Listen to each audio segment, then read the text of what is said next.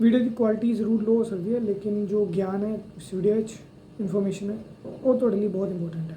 सो सत श्री अकाल, मेरा नाम है लवप्रीत सिंह तो मैं इस वक्त इफ़को AGT से काम कर रहे हैं। सो मैं इस वीडियो में बताऊंगा कि जो हम FO का प्रीलिम्स है वो कैसे एक वेरी इजी वे में और विदाउट किसी टेंशन के क्लियर कर सकते हैं हम। सो बात ये नहीं है कि हमें जो प्रीलिम्स है प्रीलिम्स में रैंक लेके आना है या 125 में से 125 लेके आना है। बात ये है कि सिंपली हमें एक जो है कट ऑफ क्लियर करनी है मेरे पास, क्योंकि इसकी कहीं पे मार्क्स जुड़ते नहीं, हमें सिर्फ कट ऑफ क्लियर करनी है। सो आगे मैंने 3 अटैम्प्ट दिए थे, मेरे पहले तो नहीं क्लियर हुआ था, थर्ड क्लियर हुआ था। सो पहले अटैम्प्ट में था 36 नंबर की थी, मैंने 32 नंबर आए, दूसरे में 50 की थी और मेरे पे 35 नंबर आए थे। तो मैं था क्या यार कि ऐसा क्या कर सकता हूँ कि जो मैं पेपर क्लियर करूँ, क्योंकि मैं पेपर क्लियर कर ही नहीं पा रहा था क्लियर, है ना। तो तीसरी बार जब था इसकी 50 कट ऑफ थी, मेरी 55 थी, 56 नंबर थे मेरे, है ना। तो परेशानी फिर मैंने सोचा कि कहाँ से हम, है ना, पेपर को एक अटैम्प्ट करने का तरीका होता, तो मैंने वो ढूंढा। मेरे को 1 हफ़्ता लगा, क्योंकि मैं रोज़ के 2 मॉक टेस्ट देता था, सुबह शाम है ना। तो उसको फिर मैं एनालाइज करता था कि मैंने कौन से क्वेश्चंस कब किए हैं कब नहीं किए। फिर मैं हर एक वे में क्वेश्चंस करता था कि मैंने पहले एक मॉक टेस्ट में ऐसे को क्वेश्चन अटैम्प्ट किए, फिर ऐसे किए, फिर ऐसे किए। सो ये वीडियो में मैं आपको बताऊँगा कि मैंने जो पेपर प्रीलिम्स का जब कम मेरिट जाती थी, कट ऑफ कट जाती कम जाती तब मेरा पेपर नहीं क्लियर हुआ, जब हाई कट ऑफ गई तो तब कैसे क्लियर हुआ। सो मैं वीडियो एंड तक बने रहें प्लीज़। मैं रिक्वेस्ट करूँगा कि जो भी FO की तैयारी में कर रहे हैं, जो वीडियो देख रहे हैं, वो एक बार ज़रूर जो मेथड मैं देने वाला हूँ मैं बिल्कुल प्रॉपर टाइम के साथ बताऊँगा कि कौन से क्वेश्चन कितने मिनट में हो सकते हैं और वो आराम से हो जाएंगे। अगर आप जितने आप प्रैक्टिस कर रहे हो, अगर मैं जिस हिसाब से मैं बताऊंगा, अगर आप उस हिसाब से करेंगे तो मैं 100% लिख के दे रहा हूँ कि आपका आराम से 50+ स्कोर आराम से हो जाएगा, आराम से, बिल्कुल ठीक है। और अभी मैं बताऊंगा कि कैसे चलना है, ठीक है। सबसे पहले आपको सबको तो पता ही है कि जो FO में इंग्लिश में 50 क्वेश्चन आते हैं, 25 मार्क्स का एक क्वेश्चन जो होता है हाफ मार्क्स का होता है, और जो रीजनिंग और क्वांट के रहते हैं 50 क्वेश्चन 50 मार्क्स, ठीक है। तो कट ऑफ ऐसी रहती है, कट ऑफ अलग अलग टाइम पे रहती है। तो अगर पेपर इजी आता है तो कट ऑफ हाई चली जाती है, अगर पेपर थोड़ा सा टफ आता है तो कट ऑफ कम चली जाती है, ठीक है। सो अभी मैं बताऊंगा कि कौन सा, सबसे पहले हम आएंगे रीजनिंग पे, ठीक है। रीजनिंग पे क्या करना है आपको। हाँ, तो सबसे पहले चलेंगे हम रीजनिंग की तरफ से। रीजनिंग के टोटल क्वेश्चंस जो हमारे पास आते हैं 50, ठीक है। तो हमें ज़्यादा क्वेश्चंस नहीं बनाने, मैक्सिमम 25 के आसपास बनाने, या नॉर्मली जितने बन सकते हैं 25 के आसपास या अबव बनाने। सबसे पहले हमारी क्या गलती होती है, हम वो वाले क्वेश्चंस अटैम्प्ट करते हैं किसी भी पार्ट में कि जिसमें एक एक क्वेश्चन हो, जैसे कोडिंग का आता है एक क्वेश्चन होता है, उसमें मतलब टाइम भी ज़्यादा लग जाता है, 1 से 2 मिनट लग जाते हैं, बट एक ही क्वेश्चन बनता है। हमें पहले वो फोकस नहीं करना, हमें सबसे पहले वो क्वेश्चंस या फोकस करने हैं जो हम अगर 3-4 मिनट उसको सॉल्व करने में लगा रहे हैं, तो उस 3-4 मिनट लगा के हमें आगे जो 1 या 2 मिनट बचेंगे उसमें हम कम से कम 4 से 5 क्वेश्चंस बना पाएँ, ठीक है। तो मैं क्या करता था, सबसे पहले या तो पजल पकड़ता था या सिलोगिज्म पकड़ता था। तो वैसे अगर इसको किसी भी जो है वे सीक्वेंस वाइज में कर सकते हैं। तो अगर आप ट्राई करें, सबसे पहले पजल पकड़ें। पजल सपोज़ कि 4 पजल्स आती है मैक्सिमम, एक तो टफ होती है जिसको जो सॉल्व नहीं हो पाती है मुझसे, ठीक है। सो हमें क्या करनी है, 3 पजल्स लेनी है। 3 पजल्स को हमने एक पजल को 7 मिनट में कंप्लीट करना है टोटल, ठीक है। तो 3 पजल करेंगे हम, 7 या 21 मिनट हो जाएगा। इसको हमने क्या करना है कि 4 मिनट में हमें एक पजल पूरी सॉल्व करनी है, ठीक है। पजल को सॉल्व करना है और आगे के जो 3 मिनट बचेंगे, 3 मिनट में हमें 5 क्वेश्चन उसके सॉल्व करने हैं, ठीक है। 3 मिनट में 5 क्वेश्चन पजल के बहुत ईजिली हो जाएंगे, आराम से हो जाएंगे। तो 3 पजल सॉल्व कर लिए हमने 21 मिनट में, 21 से 22 मिनट लगा लो, ठीक है। 15 क्वेश्चन हो गए हमारे पजल के, ये हमारे 100% करेक्ट हो गए, इसमें कोई गलती नहीं हुई। उसके बाद आगे सिलोगिज्म आती ही आती है और उसके होते हैं 5 क्वेश्चन। तो 1 मिनट में हम एक क्वेश्चन सिलोगिज्म का बहुत ही ईजिली कर सकते हैं, बहुत ही ईजिली, ठीक है। तो 1 मिनट में क्वेश्चन 5 मिनट में हो गए, 21 और 5 26 मिनट हो गए, ठीक है। तो 26 मिनट हो गए। उसके बाद आएंगे हम, या तो डायरेक्शन कर लो उसके बाद, या तो इनक्वालिटी कर लो, ठीक है। इनइक्वालिटी में कई बार क्या होता है कि थोड़ा सा टाइम लग जाता है, तो 4 से 5 क्वेश्चन आते हैं, तो 5 क्वेश्चन को 6 से 7 मिनट लगा लो, तो 26 और 6 32 के आसपास मतलब हो जाते इतने में, ठीक है। और उसके बाद आता है डायरेक्शन। डायरेक्शन में हमारे लगेंगे कितने मिनट हो गए ये। डायरेक्शन में 3 क्वेश्चन आते हैं, मतलब कि एक मैक्सिमम से एक ही आता है मेरे को लगता है, जो वो होता है उसका क्वेश्चन, एक क्वेश्चन आता है उसको 2 से 1 डेढ़ 2 मिनट लग जाते हैं सोल्व करते हैं, और उसके जो ये क्वेश्चंस होते हैं आराम से 2-3 मिनट से 2 से 3 मिनट में आराम से सोल्व हो जाएंगे तुम्हारे, ठीक है। तो उसके बाद हमारे पास बचा ब्लड रिलेशन, ठीक है। बाकी और कुछ नहीं छेड़ना है। 21 मिनट यहाँ पे हो गए, 21 और 5 26, 27 28, 28 और ये 34 मिनट यहाँ पे हो गए, ठीक है। 28 और 8 से 14 34 मिनट यहाँ पे हो गए, ठीक है। कितने बचे? 6 मिनट बचे हमारे पास। तो यहाँ पे आ गया ब्लड रिलेशन। ब्लड रिलेशन को हमारे पास एक जो रहता है ब्लड रिलेशन एक ही आता है मैक्सिमम, तो उसके 3 क्वेश्चन होते हैं, तो 5 मिनट में अगर हम ये भी सॉल्व कर लें तो भी हमारे पास इतना टाइम एक आधा मिनट एक्स्ट्रा बच जाता है, तो हम इसको ऐसे सॉल्व कर सकते हैं, ठीक है। ठीक है। सो एक बार रीजनिंग को जैसे मैंने बताया बिल्कुल वैसे सॉल्व करके देखना, 100% रिजल्ट मिलेंगे। टोटल 30 से 31 क्वेश्चंस कर पाओगे आप। अगर 30 to 31 क्वेश्चंस के चांसेस हैं कि कर सकते हो, बट मैं बता रहा हूँ आपको 25 से 30 के बीच में क्वेश्चंस आप कर ही पाओगे। 25 से लेके 30 तक क्वेश्चंस आराम से कर पाओगे आप। एक बार ट्राई करना इसका। उसके बाद आते हैं हम क्वांट्स पे। क्वांट को कैसे सॉल्व करना है भाई। देखो क्वांट में क्या रहता है, क्वांट में डीआई का रहता है मेन सबसे बड़ी हाइप होती है यार, डीआई नहीं करी। आपको पता है मैं भगवान कसम करके बोल रहा हूँ, मैंने आज तक डीआई की एक बार भी प्रैक्टिस नहीं करी। जो मैंने पहले पढ़ी हुई थी या एक सिंपली हम लॉजिकल वे में अगर सॉल्व करते हैं तो डीआई के आराम से मैं सॉल्व कर लेता था। और हमें ये नहीं है कि डीआई के पाँचों क्वेश्चन सॉल्व करने, नहीं। देखो 4 डीआई आती हैं, एक बिल्कुल टफ होती है या इसमें टाइम बहुत ज़्यादा लगता है, वो हमें पकड़नी नहीं है, छोड़ देनी है, ठीक है। उसके बाद बची 3 डीआई। तो जो 3 डीआई होती है ना, उस 3 डीआई के हर एक के 3 क्वेश्चन करने। एक डीआई के 3 क्वेश्चन ऐसे होते हैं जो आपके ना आराम से हो जाएंगे, बिल्कुल आराम से, उसमें कोई दिक्कत नहीं आएगी। बट उसके आगे वाले जो 2 क्वेश्चन होते हैं उसमें टाइम लगता है, तो टाइम लग रहा है वो छोड़ दो, ठीक है, वो छोड़ दो, कोई कुछ नहीं करना। आपने 3 डीआई के 3 क्वेश्चन करने, 9 क्वेश्चन हो गए आपके, ठीक है।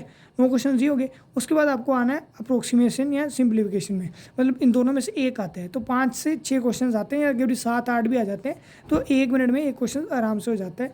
तो आपकी अगर थोड़ी सी अच्छी है मैथमेटिक्स तो आप 5 से मतलब 6-7 क्वेश्चन जितने भी आएंगे 6-7 मिनट में कर लेंगे आप, ठीक है।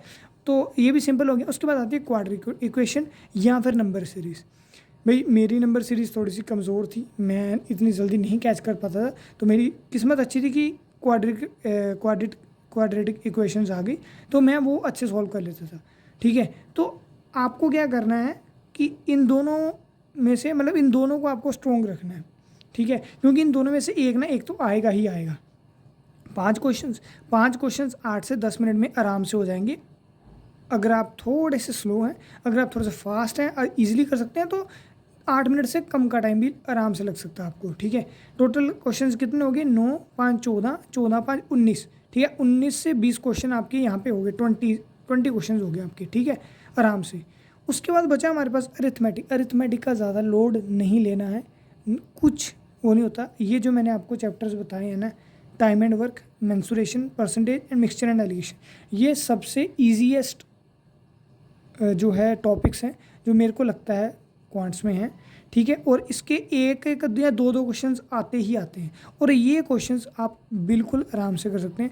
अगर 5 क्वेश्चन आ रहे हैं, एक क्वेश्चन या 4 से 5 क्वेश्चन के किसी के 2 भी आ जाते हैं, तो 4 से 5 क्वेश्चन आ रहे हैं, आप मैक्सिमम 5 क्वेश्चन लगा लो, ठीक है। 5 क्वेश्चन के अगर 10 मिनट भी लगा रहे हो आप, तो भी आपके पास टाइम पूरा पड़ जाएगा। देखो अगर आप जो ये 9 क्वेश्चन है इसको 15 मिनट में भी कर रहे हो, ठीक है, 15 मिनट का ये हो गया, और 6 से 7 मिनट में आपके ये अप्रोक्सीमेशन और सिंप्लीफिकेशन क्वेश्चन आ गए। 15 7 21 से 22 मिनट का ये हो गया, ठीक है। उसके बाद हाँ ये क्वाड्रेटिक और नंबर सीरीज़ का 8 से 10 मिनट का ये लगता है। तो कितना हो गया? 15 से 21 और 8 मतलब 30 मिनट का आपका ये 30 मिनट में यहाँ तक आप 20 क्वेश्चन कर लोगे, अब आधे घंटे में बचे 10 मिनट। 10 मिनट में जो लास्ट के 10 मिनट बचे उसको आपको ये 5-10 क्वेश्चन करने हैं, ठीक है। तो 40 मिनट आपके पूरे हो गए। 40 मिनट के साथ साथ आपके कितने क्वेश्चन हो गए? 9 5 यहाँ तक 20 थे, 20 और 5 25, यहाँ पे आपके पास टोटल 25 क्वेश्चन हो गए, ठीक है। और 25 क्वेश्चन अब ये थे, और 30 क्वेश्चन के आसपास तो आप रीजनिंग के कर ही रहे थे, ठीक है। 25 और 30, ठीक है, कितने हो गए? 30 और 20 50 और 55, 50 से लेके 55 क्वेश्चंस आपके आराम से हो गए, ठीक है। तो अब आपका जो मेन काम था वो ख़त्म हो गया। अब आएंगे हम इंग्लिश पे, ठीक है, जो कि मुझे लगता है कुछ के लोगों लिए बहुत डिफ़िकल्ट टास्क है, कुछ के लोगों ने इंग्लिश बहुत ईजी होता है। बट मेरी इंग्लिश थोड़ी बहुत सही सीखी, ज़्यादा नहीं, थोड़ी बहुत। तो मैं जो किया हुआ एक्सपीरियंस कि हम इंग्लिश में कैसे स्कोर कर सकते हैं मोर देन 10। तो मेरे को लगता है कि हम जो टाइम वेस्ट करते हैं वो most of the year sporting में कर देते हैं। जो चीज़ें हमें नहीं आती हैं हम वो पहले करते हैं, है ना। तो और उसमें जो टाइमिंग और उसके साथ ये नुकसान होता है कि जो क्वेश्चन सॉल्व करते हैं हमें, वो एक ही क्वेश्चन होता है सॉल्व 2-3 मिनट में। तो सबसे पहले हम क्या करेंगे? एंटोनिम और सिनोनिम। एंटोनिम और सिनोनिम मैं सबसे पहले मैं ये बता देता हूँ कि हमें सबसे ज़्यादा फोकस किस पे करना है? वोकैबुलरी पे। और ज़्यादा पंगे लेने की ज़रूरत है नहीं है। अगर नॉर्मल चीज़ें तुम पढ़ लो तो वो तो ठीक है, लेकिन मैं चाहता हूँ, मुझे लगता है कि हमें वोकैबुलरी पे जितना ज़्यादा फोकस हो सके वो उतना ज़्यादा करना चाहिए, क्योंकि हर एक पार्ट में जो होता है वोकैबुलरी इंपॉर्टेंट है। क्योंकि अगर तुम्हें क्लोज टेस्ट आ रहा है उसमें भी कुछ ऐसे वर्ड्स दिए हैं वो जो तुम्हें समझ ही नहीं आएंगे, तो कैसे तुम वो चीज़ को रिलेट कर पाओगे, है ना।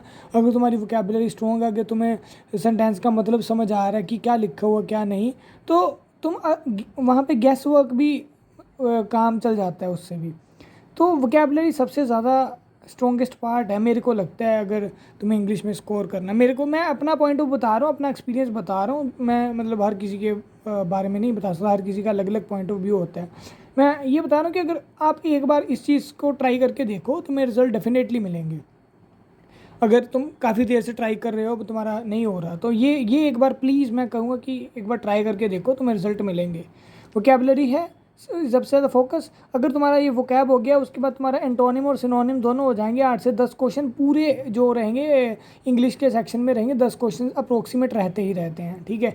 उसके बाद क्लोज टेस्ट में भी तुम्हारा वोकैब का काम आ ही जाता है कहीं ना कहीं, क्योंकि उसमें वर्ड्स भरने होते हैं और कुछ वर्ड्स तुम्हें पता होते हैं, कुछ नहीं पता होते, तो उसकी वजह से तुम्हारा ये नुकसान हो जाता है। तो 6 से 7 5-7 क्वेश्चन ये हो जाते हैं, ठीक है। उसके बाद फिलर्स आते हैं, फिलर्स में भी काफ़ी होते हैं, उसमें भी ये वर्ड्स का कमाल होता है, वो भी तुम्हें यहाँ से मिल जाएंगे। मैचिंग होता है, मैचिंग तो इजी होती है, वो तुम्हें सेंटेंस फॉर्मेशन करनी होती है, वो 2 से 3 यानी कि आते हैं क्वेश्चन ऐसे, तो वो तुम्हारे आराम से बन जाते हैं। अगर तुम थोड़ी सी अपने कॉमन सेंस लगा के गैस करके कि इसके आगे लाइन ये जुड़ रही है, तो ऐसा करके तो वो भी आ सकता है।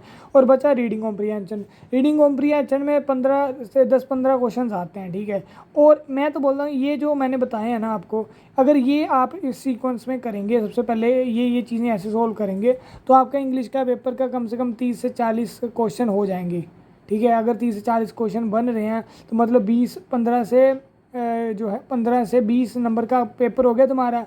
और 15 से 20 नंबर का पेपर हो गया तुम्हारा, तो उसमें से 10 तो आ ही जाएंगे, अगर तुम्हारा ये वोकैबुलरी अच्छी है तो, ठीक है। बाकी जो तुम्हारा बचा है एरर स्पॉटिंग, उसको तुम एंड में कर सकते हो ट्राई, अगर तुम्हारा बन रहा है तो ठीक है, नहीं तो क्या क्यों ही पंगे लेने, है ना।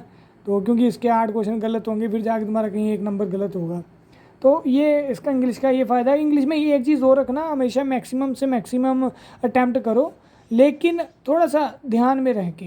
कई बार क्या होता है कि हम अंधाधुंध फायरिंग कर देते हैं, और लेकिन वो टारगेट पे एक भी नहीं बचता, तो वो नुकसान हो जाता है। सो ये थी मेरी वीडियो इसके रिगार्डिंग कि प्रीलिम्स को कैसे तैयार किया जाए, क्योंकि स्मार्ट वर्क करना, हमें हार्ड वर्क नहीं इतना करना पड़ेगा, क्योंकि अगर तुम इसको स्ट्रेटजी से साथ चलोगे तो तुम्हारा टाइम वेस्ट बहुत कम होगा प्री की तैयारी के लिए, और तुम मेन जो फोकस रहेगा तुम्हारा मेंस के लिए तुम तैयारी कर पाओगे, ठीक है। मेंस की वीडियो मैं अलग बना दूंगा अगर तुम चाहते हो। और मेंस की तैयारी थी मैंने अच्छी करी थी, लेकिन मैंने जानबूझ के स्कीम्स नहीं पढ़ी थी, क्योंकि मेरा दिमाग ख़राब हो गया था, मैं नहीं ज़्यादा घुस नहीं पा रहा था मेरे दिमाग में, तो इसलिए मैं वो छोड़ दिया। बोला कि ज़्यादा से ज़्यादा क्या हो जाएगा, तो वो 10-15 क्वेश्चन आ गए, उसकी वजह से नुकसान हो गया मेरा। तो बाकी तो मैंने जो जो पढ़ा था मेंस के लिए वो बहुत अच्छा पढ़ा था। जो मैंने सोर्सेज थे वो मैं अगली वीडियो में बताऊंगा। अगर आपको अच्छी लगे तो प्लीज़ लाइक और कमेंट ज़रूर करना अगर तुम्हें कोई भी प्रॉब्लम आती है इस वीडियो के रिगार्डिंग। तो सत श्री अकाल, मिलेंगे अगली वीडियो में। Bye bye.